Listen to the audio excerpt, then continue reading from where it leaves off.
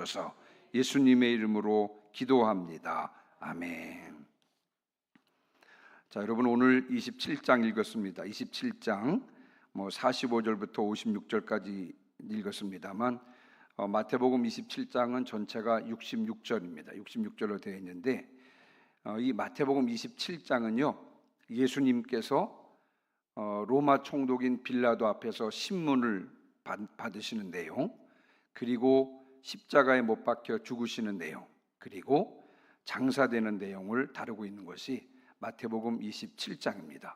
이 마태복음 27장은 세 가지로 요약을 할 수가 있는데 오늘 그 세 가지 요약에 대해서 살펴보려고 하는데, 먼저는 예수님이 누구시냐? 예수님은 하나님의 아들이시고 왕이시고 그리스도시다 라고 하는 것이 마태복음 27장의 첫 번째 요약이고요. 두 번째 요약은 뭐냐면 예수님은 가장 비참한 십자가 형틀에 달려 죽임을 당하셨다 라고 하는 것이 마태복음 27장의 두 번째 요약이고요. 세 번째 요약은 뭐냐면 예수님은 죄가 없으시다 라고 하는 이 세 가지, 27장을 세 가지로 요약하고 이 세 가지에 대해서 살펴보려고 합니다. 오늘은 27장 이 세 가지 요약 내용을 직접 성경에서 확인해 보고요, 결론적으로 예수님께서 죽으신 이유를 말씀드리며 은혜를 나누고자 합니다. 오늘 직접 성경에서 확인하고 묵상하시면서 예수님이 누구신지, 또 예수님께서 십자가에 돌아가신 이유를 분명히 알고 예수님께서 나의 구주가 되심을 다시 한번 마음에 깊이 새기는 시간 되시기를 주님의 이름으로 축원합니다. 언제나 저와 여러분 속에 구원의 기쁨과 감격이 넘치기를 주님의 이름으로 축원합니다. 자, 그러면 이제 27장 마태복음 27장의 첫 번째 요약의 내용이 뭐라 그랬죠? 첫 번째 내용은 예수님은 하나님의 아들, 왕, 그리스도이시다. 이것을 한번 성경을 통해서 한번 확인해 보도록 하겠습니다. 여러분 27장은요 예수님이 누구신지를 분명하게 보여주고 있습니다. 마태복음의 저자는 누구냐면 여러분 마태입니다. 마태복음의 저자는 누구라고요? 마태입니다. 성령께서 마태를 들어서 예수님의 인격과 예수님의 사역에 대해서 기록한 것이 바로 마태복음입니다.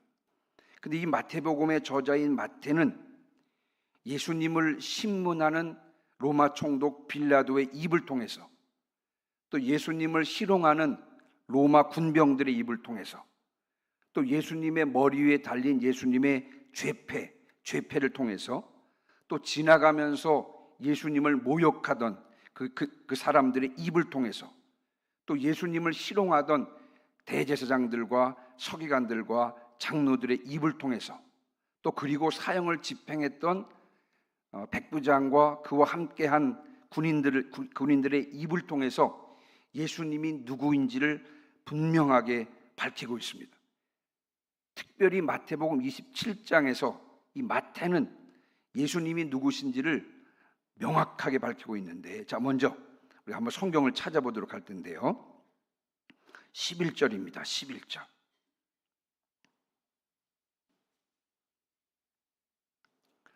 자, 11절 한번 같이 읽어보겠습니다. 시작.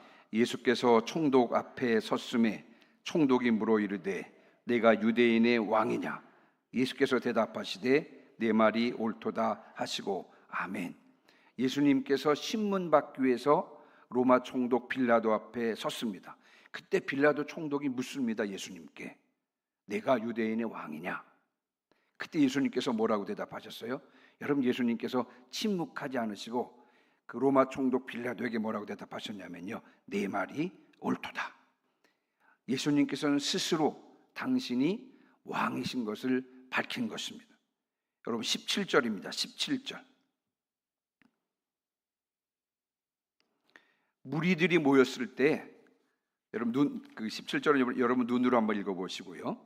무리들이 모였을 때 빌라도 총독이 무리들에게 묻습니다. 뭐라고 묻냐면요, 내가 누구를 너희에게 놓아주기를 원하느냐? 바라바냐? 그리스도라 하는 예수냐? 이렇게 묻습니다. 내가 누구를 너희에게 놓아주기를 원하느냐? 바라바냐? 그리스도라 하는 예수냐?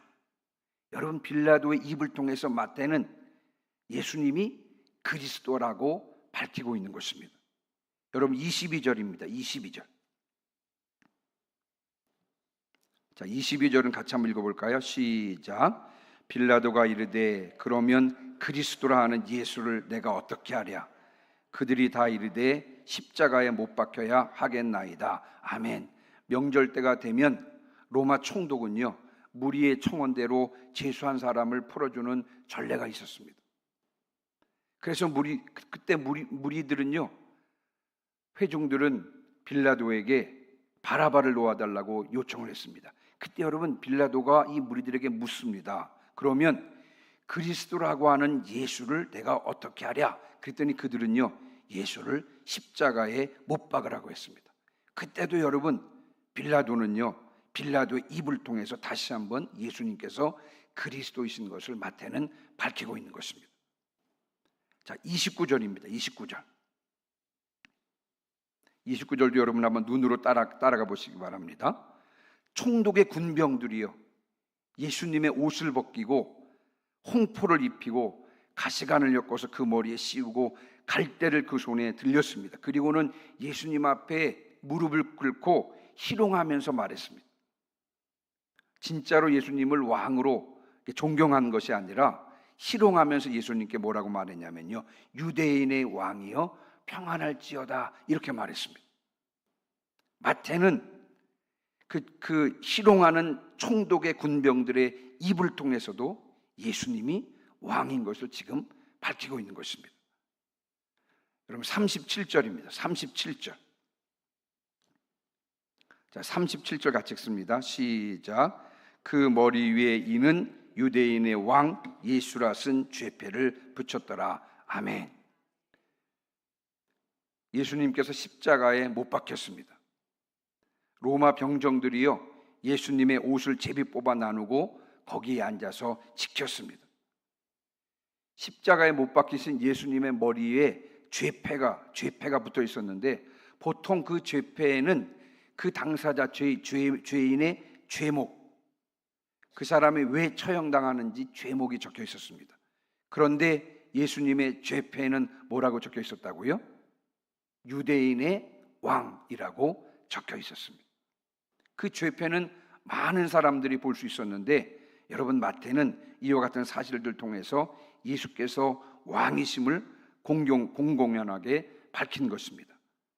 40절, 42절, 43절 여러분 자세히 읽지는 않겠습니다만, 지나가는 사람들이 예수님을 조롱하면서 예수님을 40절, 43절 보면 하나님의 아들이라, 42절에 보면 이스라엘의 왕이라고 하면서 모욕하는 것을 볼 수가 있습니다. 여러분, 사람들이 지나가면서 예수님을 모욕했는데, 모욕하는 그들의 입을 통해서 마태는 예수님께서 하나님의 아들이시며 이스라엘의 왕이라고 하는 사실을 밝히 보여주고 있는 것입니다. 54절, 여러분 54절 한번 보시기 바랍니다. 54절 같이 읽습니다. 시작. 백부장과 및 함께 예수를 지키던 자들이 지진과 그 일어날 일들을 보고 심히 두려워하여 이르되 이는 진실로 하나님의 아들이었도다 하더라. 아멘. 예수님께서 영원히 떠나셨을 때, 예수님께서 십자가에서 죽으실 때 성소와 지성소를 막고 있던 휘장이 찢어졌습니다. 땅이 진동하며 바위가 터졌고요, 무덤 속에 잠자던 성도들이 무덤에서 나와서 많은 사람들에게 보였습니다. 이런 일을 목격한 사형 집행관이었던 백부장과 그와 함께 갔던 부하들이여 두려워하면서 이렇게 말했습니다. 이는 진실로 하나님의 아들이었도다. 백부장과 그의 부하들의 입을 통해서 마태는요, 예수님이 하나님의 아들이심을 고백하고 있는 것입니다. 여러분, 이 고백은 놀라운 고백입니다. 우리가 이와 같은 내용을 통해서 알 수 있는 것은, 이 마태복음의 저자 마태는 집요하리만큼 철저하게 예수님이 누구인지를 오늘 본문을 통해서 밝히고 있는 것입니다. 여러분, 예수님은 어떤 분이십니까? 예수님은 하나님의 아들이시요 왕이시요 그리스도인 것입니다. 예수님은 하나님의 아들로서 사람의 몸을 입고 이 땅에 구원자로, 그리고 나의 왕으로 오신 분이 바로 예수 그리스도인 것입니다. 요한복음 1장 14절 말씀에도 사도 요한도 똑같이 증언하고 있습니다. 요한복음 1장 14절 말씀 같이 읽어보겠습니다. 시작. 말씀이 육신이 되어 우리 가운데에 거하심에 우리가 그의 영광을 보니 아버지의 독생자의 영광이요 은혜와 진리가 충만하더라. 아멘. 하나님 아버지의 독생자 되신 하나님의 아들 되신 예수님께서 사람의 몸을 입고 이 땅에 오셨다는 것이죠. 마태복음 16장 16절 말씀입니다. 유명한 베드로의 고백이죠. 예수님이 누구신지에 대한 분명한 고백하고 있는 베드로의 고백입니다. 16장 16절 같이 읽습니다. 시작. 시몬 베드로가 대답하여 이르되 주는 그리스도시요 살아계신 하나님의 아들이시니이다. 아멘. 오늘 마태복음 27장이 첫 번째 중요하게 증언하고 있는 바는 무엇이냐면요, 예수님이 누구시냐는 것입니다. 예수님은 하나님의 아들이시요 우리의 왕이시고 그리스도라고 하는 사실입니다. 이 사실에 확고하시기를 주님의 이름으로 축원합니다. 자, 두 번째, 오늘 27장의 두 번째 요약은 무엇이냐면요, 예수님은 가장 비참한 십자가 형틀에 달려 죽임을 당하셨다는 것입니다. 예수님이 누구시라고요? 예수님은 하나님의 아들이시고 왕이시고 구원자라, 그리스도라 그랬습니다. 그런데 마태복음 27장 이 하나님의 아들이시요 왕이시요 구원자 되신 분, 그분이 어떻게 죽으셨다고 증언하고 있습니까? 십자가에 달려 죽으셨다라고 그렇게 증언하고 있습니다. 여러분 한번 볼까요? 짧게. 본문 안 띄워주셔도 됩니다. 이거는 여러분 26절 한번 보세요. 26절에 이건 눈으로 한번 따라오시기 바랍니다. 26절 끝에 보시면요, 26절 끝에 보시면 십자가에 못 박히게 넘겨주니라. 31절입니다. 31절 끝부분에도 보면 십자가에 못 박으려고 끌고 나가니라. 35절입니다. 그들이 예수를 십자가에 못 박은 후에 50절입니다. 50절은 같이 읽습니다. 시작.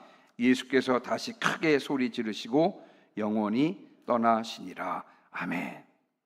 마태복음 27장 뿐만 아니라 다른 복음서가 증언하고 있는 것은요, 예수님께서 십자가에 못 박혀 죽으셨다는 것입니다. 여러분, 십자가형은 당시 로마에서 행해진 가장 잔인하고 수치스러운 사형 방법이었습니다. 주로 노예나 또 반역자나 흉악범들에게 행했던 그런 사형 방법이었는데, 여러분, 로마 시민은 거의 이런 처형을 당하지 않았습니다. 십자가형은요, 단순히 사람을 죽이는 것이 아니었습니다.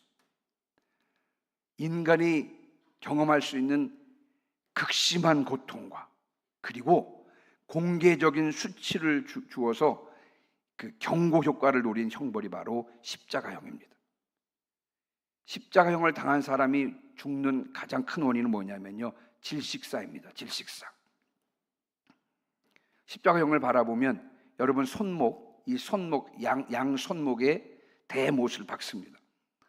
그리고 발을 포개어서 발 뒤꿈치 쪽에 대못을 박았습니다. 그리고 사람을 나무에 고정시키는 것입니다. 여러분 한번 생각해 보시면 양 손목에 못을 박히고 발이 포개져서 발 뒤꿈치에 대못이 박힐 때 그 고통은 이루 말할 수 없을 것입니다. 자, 이제 못이 박힌 후에 몸이 아래로 처지잖아요. 못 박힌 양손과 발로 몸을 지탱을 해야 됩니다. 몸은 자꾸 내려가는데 그 몸을 지탱하기 위해서는요, 그 양발이 포개져서 대못이 박힌 그 발로 자꾸 아래로 처지는 몸을 자꾸 끌어올려야 되는 것입니다. 그때 여러분 양손과 발에 느꼈을 그 극심한 고통은 이루 말할 수 없었을 것입니다. 시간이 지나면서 몸은 점점 아래로 처졌고요. 숨을 쉬기 위해서는 그 자세, 못이 박힌 자세로는 숨을 쉴 수 없었기 때문에 사실은 숨을 쉬기 위해서는 몸을 위로 끌어올려야 될 텐데, 몸을 들어올리려고 했을 때 계속해서 여러분 겪었을 고통은 이루 말할 수 없었을 것입니다. 십자가형은 그 모습 그 자체만 보아도 처음부터 숨을 쉬기가 어려운 자세인데요, 점점 힘이 빠지면서 몸은 점점 아래로 처지고 늑골이 폐를 누르면서 점점 숨을 쉬기가 어려워지고 숨을 쉬려고 할 때마다 극심한 고통이 따라오는 것이 바로 이 십자가형이었던 것입니다. 이런 과정에서 극심한 갈증이 찾아오고요, 출혈이 심해지고 근육 경련이 있고 정신적인 고통, 육체적인 고통뿐만 아니라 정신적인 고통이 동반되는 형이 바로 십자가형이었던 것입니다. 당시 로마에서 행해졌던 가장 극악하고 가장 고통스러운 처형 방법이 바로 이 십자가형이었습니다. 그런데 하나님의 아들이시고 왕이시고 구원자 되신 예수님께서는 당시 시행되던 가장 비참한 십자가형을 당하신 것입니다. 여러분, 예수님은 왜 십자가형을 당하셔야 하셨을까요? 다른 사람들처럼 자신이 지은 죄 때문에 십자가 처형을 당하셨을까요? 여러분, 그렇지 않습니다. 마태복음 27장이 보여주는 세 번째 요약은 뭐냐면 예수님은 죄가 없으시다는 것입니다. 이것이 바로 마태복음 27장이 보여주는 세 번째 요약입니다. 마태복음 27장에서 저자 마태는요, 예수님이 죄가 없으시다는 사실을 배신자 유다의 입을 통해서, 그리고 로마 총독 빌라도의 입을 통해서, 그리고 로마 총독 빌라도의 아내의 입을 통해서, 그리고 좀 전에 말씀드렸습니다만 사형 집행관이었던 백부장의 입을 통해서 증언하고 있는데, 우리 다시 한번 보겠습니다. 여러분, 4절입니다. 4절.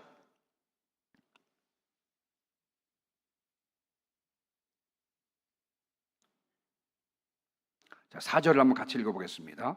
시작. 이르되 내가 무죄한 피를 팔고 죄를 범하였도다 하니 그들이 이르되 그것이 우리에게 무슨 상관이냐, 네가 당하라 하거늘. 아멘. 예수님을 판 가롯 유다가 스스로 뉘우쳤습니다. 그래서 제사장들과 장로들에게 은 30을 돌려주면서 한 말이 바로 이 말입니다. 4절 말씀입니다. 내가 무죄한 피를 팔고 죄를 범하였도다. 예수님을 배신했던 유다도 그의 입을 통해서 예수님이 죄가 없으시다는 사실을 증언한 것입니다. 여러분, 24절입니다.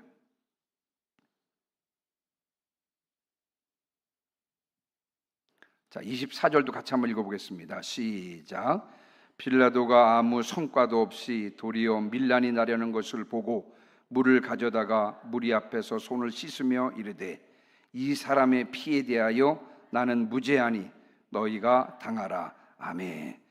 여러분, 제가 가지고 있는 성경에는요, 이 사람의 피에 대하여 나는 무죄하다 그랬는데 그 밑에 다른 사본에는요, 이 사람의 피, 다시 말하면 이 옳은 사람의 피에 대하여 나는 무죄하다 이렇게 기록되었다라고 표시가 되어 있습니다. 이 옳은 사람의 피에 대해서 나는 무죄하니 너희가 당하라. 무리들이 빌라도 앞에서 예수님을 십자가에 못 박으라고 그렇게 소리 질렀을 때, 여러분, 빌라도는 그들 앞에서 물을 가져다가 손을 씻으면서 뭐라고 말했습니까? 이 옳은 사람의 피에 대하여 나는 무죄하니 너희가 당하라.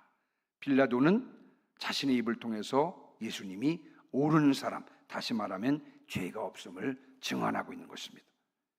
여러분, 19절입니다. 19절 같이 읽어보겠습니다. 시작. 총독이 재판석에 앉았을 때 그의 아내가 사람을 보내어 이르되 저 옳은 사람에게 아무 상관도 하지 마옵소서. 오늘 꿈에 내가 그 사람으로 인하여 애를 많이 태웠나이다 하더라. 아멘. 로마 총독 빌라도가 재판석에 앉았을 때 그의 아내가 사람을 보냅니다. 그러면서 이렇게 전하는 거예요. 예수님에 대해서 저 옳은 사람에게 아무 상관도 하지 마십시오. 그러면서 여러분, 마태는 빌라도 총독의 아내의 입을 통해서도 예수님은 죄가 없는 사람, 옳은 사람이라, 다시 말씀을 드리면 죄가 없는 사람이라고 증언하는 것입니다. 자, 마지막 한 절만 더 한 번만 다시 보겠습니다. 54절입니다. 아까 읽었습니다만 다시 한번 볼 텐데요. 54절입니다. 눈으로 한번 보시면요, 사형 집행관이었던 백부장과 그를 따르던 부하들이요, 예수님께서 십자가 달려 돌아가신 그 이후에 일어난 모든 일들을 목격한 후에 두려워서 이렇게 말했습니다. 이는 진실로 하나님의 아들이다. 하나님의 아들, 다시 말하면 죄가 없으신 분이라는 것입니다. 여러분, 이들의 증언을 통해서 예수님을 배신했던 유다와 그리고 예수님을 신문했던 로마 총독 빌라도의 아내와 사형 집행관이었던 백부장과 그의 부하들, 이들의 증언을 통해서 우리들은 예수님께서 죄가 없으시다는 사실을 분명히 알 수가 있습니다. 히브리서 기자도 이 사실에 대해서는 분명히 말씀하고 있습니다. 히브리서 4장 15절 말씀입니다. 우리가 다 잘 아는 말씀인데요. 히브리서 4장 15절 말씀도 한번 읽어보겠습니다. 시작. 우리에게 있는 대제사장은 우리의 연약함을 동정하지 못하실 리가 아니요 모든 일에 우리와 똑같이 시험을 받으신 이로되 죄는 없으시니라. 아멘. 그분은 죄가 없으신 분이십니다. 당연하죠. 하나님의 아들이시요 구원자이신 그분에게 죄가 있을 리가 없는 것입니다. 그래서 여러분, 마태는 여러 사람의 입을 통해서 예수님이 누구신지, 어떤 죽음을 죽으셨는지, 그러나 그분이 죄가 없다는 사실을 밝히고 있는 것입니다. 자, 그러면 이런 질문을 던질 수밖에 없습니다. 예수님은 하나님의 아들이시고 왕이시고 그리스도이시고 결코 죄가 없으신 분이신데, 그러면 당시 극악한 죄인들이 당하는 십자가형을 받으셔야 했던 이유는 무엇인가? 라고 하는 것입니다. 이런 질문을 우리가 자연스럽게 던질 수밖에 없습니다. 왜 예수님께서는, 왜 죄가 없으신 예수님께서는, 왜 우리의 구원자가 되신 예수님께서는 극악한 죄인들이 당하는 십자가형을 받으셔야 했을까요? 예수님께서 십자가에 달려 돌아가신 이유가 무엇일까요? 그 이유를 분명하게 보여주는 것이 51절입니다. 여러분 51절 한번 보시기 바랍니다. 51절.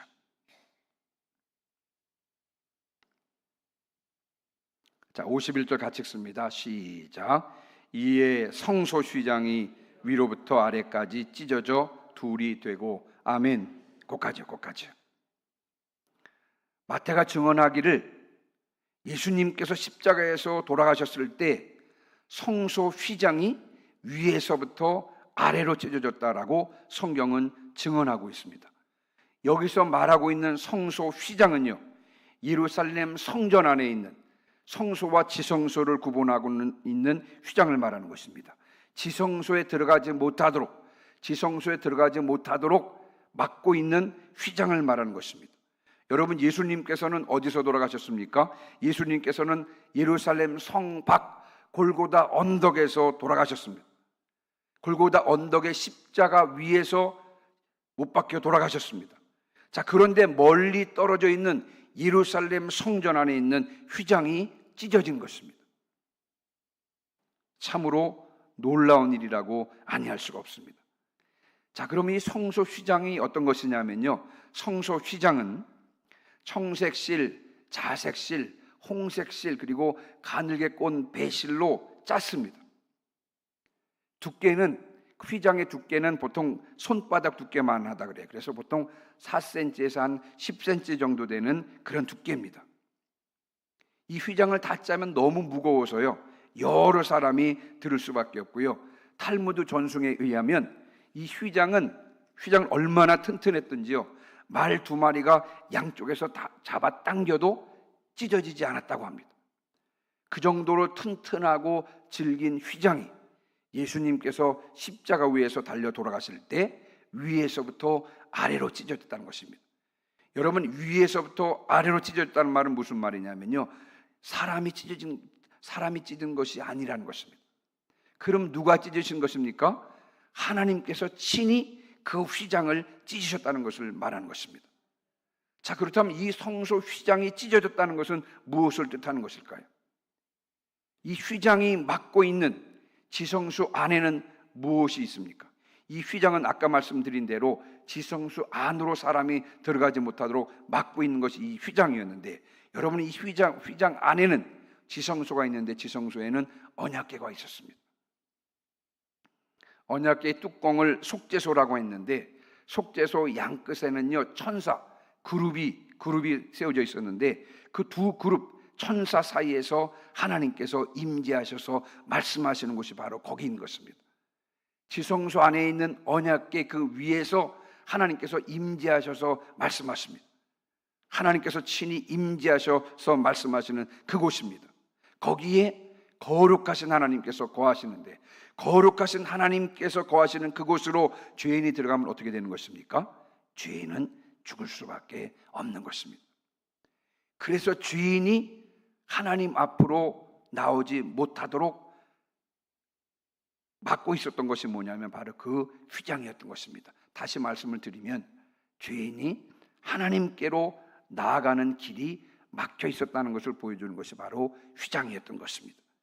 그런데 예수님께서 십자가에서 돌아가실 때 이 성소 휘장이 찢어진 것입니다. 하나님께서 이 휘장을 찢으신 것입니다. 자, 그러면 이 휘장이 찢어진 것은 무슨 의미가 있습니까? 이사야 59장 2절입니다.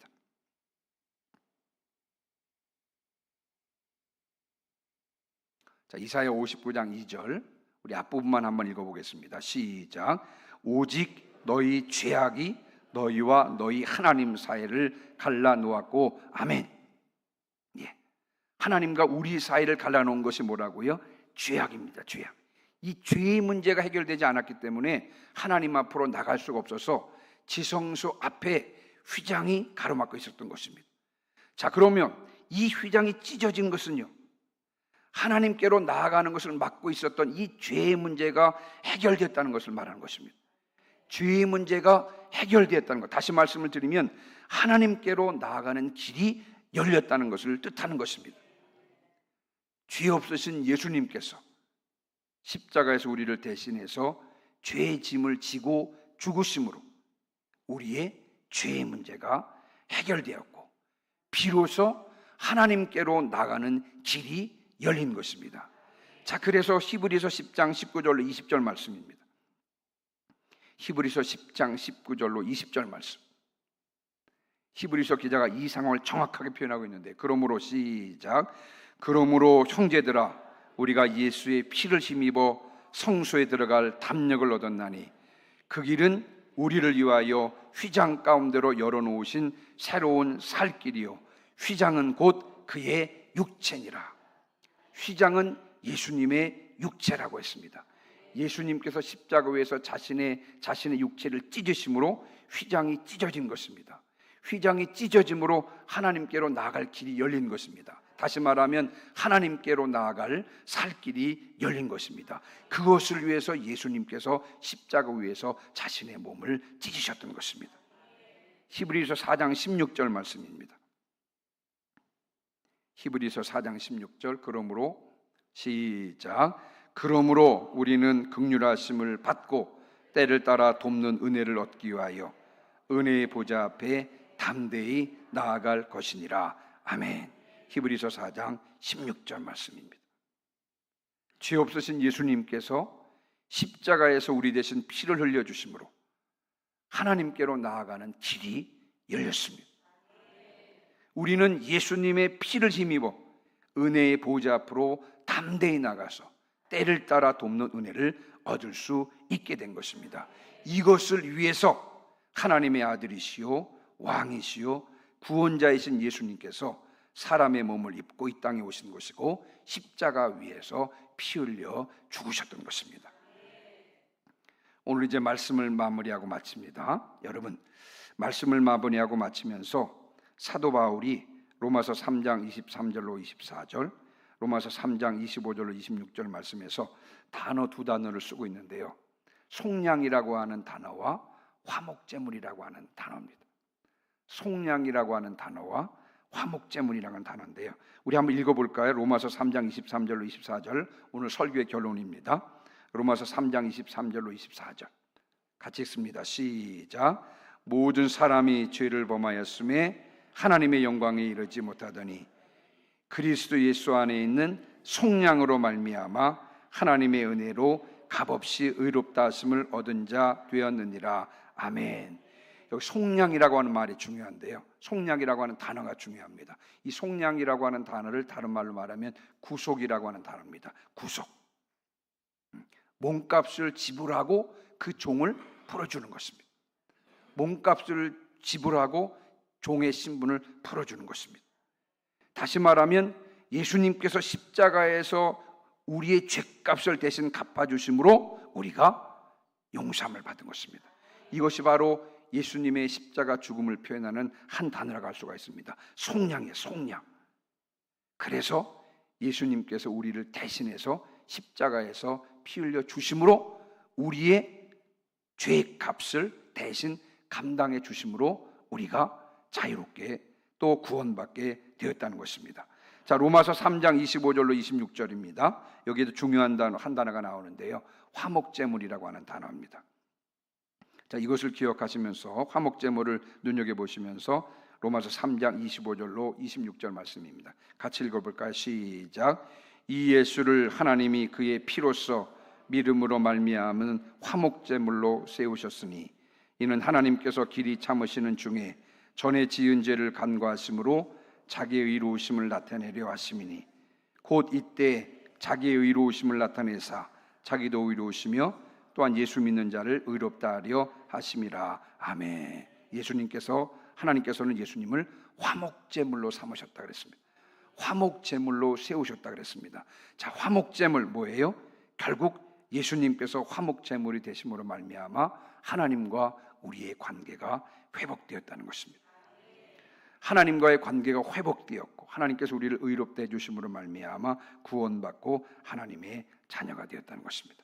자, 그런데 여러분 여기서 화목제물이라고 하는 단어랑 어원이 같은 게 뭐냐면 여러분 속죄소라고 하는 것이에요. 속죄소. 화목제물의 그 원어와 속죄소가 같은 것입니다. 제가 설교를 준비하면서 여러분 어제 제가 이제 화요 영적 성장의 지름길을 들으면서 목사님께서 이런 말씀하셨어요. 하나님께서 우리를 보실 때는 율법의 거울로 보시지 않고 무슨 거울로 보신다고요? 복음의 거울로 보신다는 것입니다. 하나님께서 우리를 보실 때 율법의 거울로 보시는 것이 아니라 복음의 거울로 보신다. 만약에 하나님께서 우리를 율법의 거울로 보신다 그러면 하나님 앞에서 살아남을 자는 아무도 없을 것입니다만 그러나 복음의 거울로 보신다는 것입니다. 이것을 구약적으로 조금 풀어보면요 이렇습니다. 화목제물과 같은 말이 속죄소입니다. 언약궤가 있는데 지성소 안에 언약궤가 있는데 언약궤 안에는 뭐가 들어있냐면요 세 가지가 들어있는데 그 중에 하나가 바로 십계명 두 돌판이 들어있습니다. 그러니까 십계명 두 돌판이 밑에서부터 하나님께 계속 참소하는 것입니다. 저 김아목에 한번 보세요. 저 김인영 목사 보세요. 목사하면서도 저게 목사입니까? 계속 참소하는 것입니다. 날마다 마음의 싸움에서 지고요. 저렇게 죄에 질질 끌려가는데 하나님 가만히 두고 보십니까?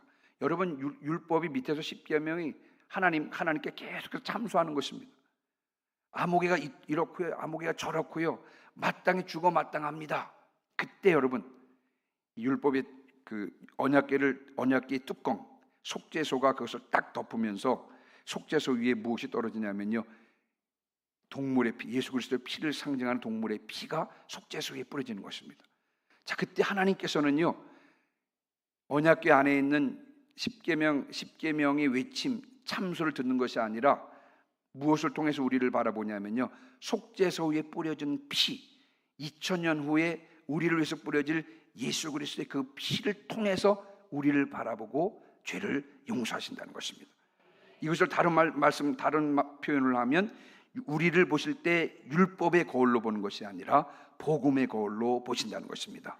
하나님께서 우리를 보실 때 예수 그리스도의 피를 통해서 우리를 보신다는 것입니다. 그러므로 여러분 예수 그리스도는요 우리가 생각하는 것보다도 얼마나 귀한 분인지를 모르겠습니다. 여러분 예수 그리스도가 오시지 않았다 그러면 어떻게 우리가 하나님 앞에 살 수 있겠습니까? 하나님 앞에 의롭다함을 받고 구원받고 하나님의 자녀가 될 수 있는 방법은 아무것도 없는 것입니다. 오직 예수 그리스도께서 오심으로 말미암아 우리가 죄 용서함을 받고 하나님의 자녀가 되고 의롭다함을 받고 천국과 영생을 선물로 받게 되는 것입니다. 그래서 여러분, 예수 그리스도보다 귀한 분은 없는 것입니다. 예수 그리스도를 가장 귀한 분으로 여기시고 먹든지 마시든지 무엇을 하든지 그분의 영광을 위해서 사시기를 주님의 이름으로 축원합니다. 예수 그리스도가 가장 귀한 분임을 분명히 깨닫고 이후의 삶은 주님을 위한 삶이 되시기를 주님의 이름으로 축원합니다. 아멘. 우리 시간에 94장 찬송하시고요. 오늘 들은 말씀을 붙잡고 통성으로